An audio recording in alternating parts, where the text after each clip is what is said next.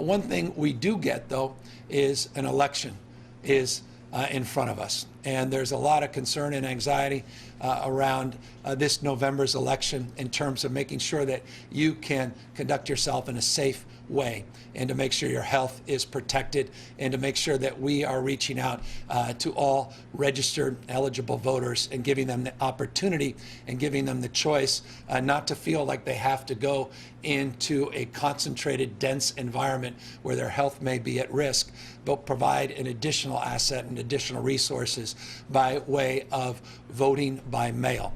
I signed an executive order about an hour ago that will allow every registered voter in the state of California to receive a mail-in ballot.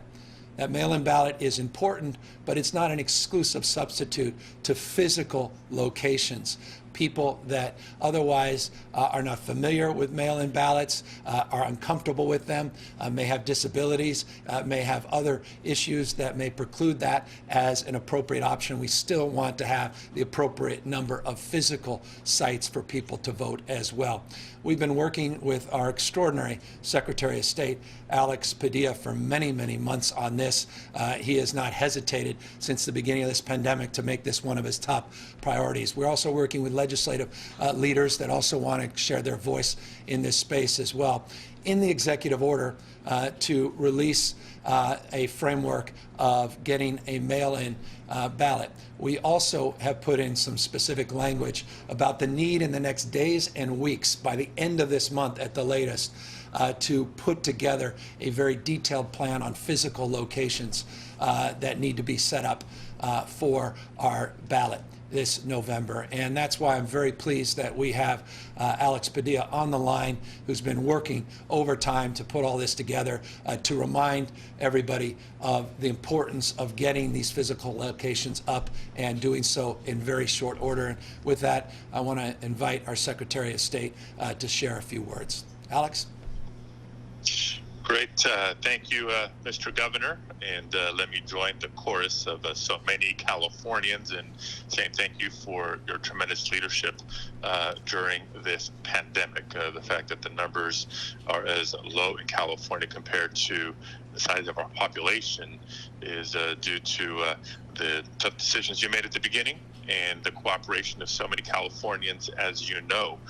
So while you and public health experts are focused on the short-term impacts of COVID-19, we're also focusing on the midterm and longer-term impacts, including the November elections, as you said. So thank you for the executive order that makes California the first state in the nation to respond to COVID-19 by taking this action of sending every voter a ballot in the mail in advance of the November election. I think that's huge.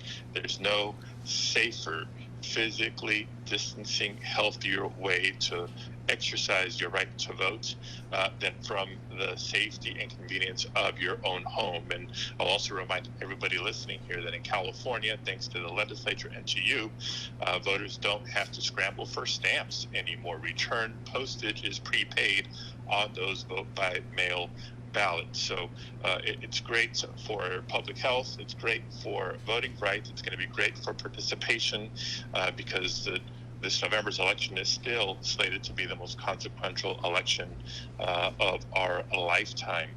And I appreciate your acknowledgement again, as this is not a vote by mail only election.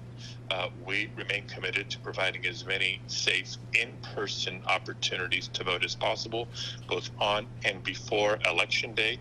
And on this note, I'll just suggest that elections officials at the state and local level are going to work hard to maintain that, but we're going to need the public's help.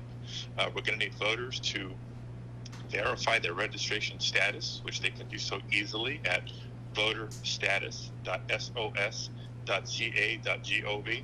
Make sure their registration information is up to date and current, so we know exactly where to send those vote by mail ballots. We're asking voters to share a good email address with us so we can continue to communicate with them effectively and safely between now and the election. Anybody who needs to update their registration information or register for the first time can do so at registertovote.ca.gov.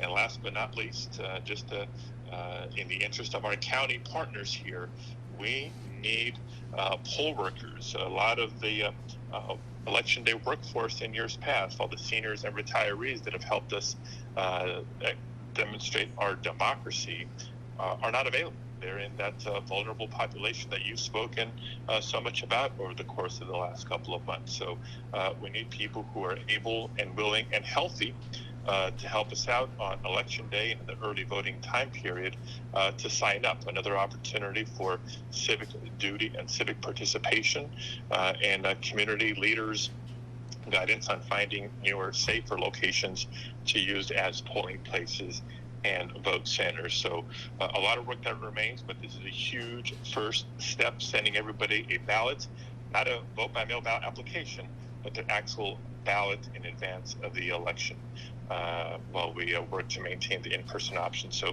thank you again. We'll hang on, answer your questions or any other questions you want to send our way.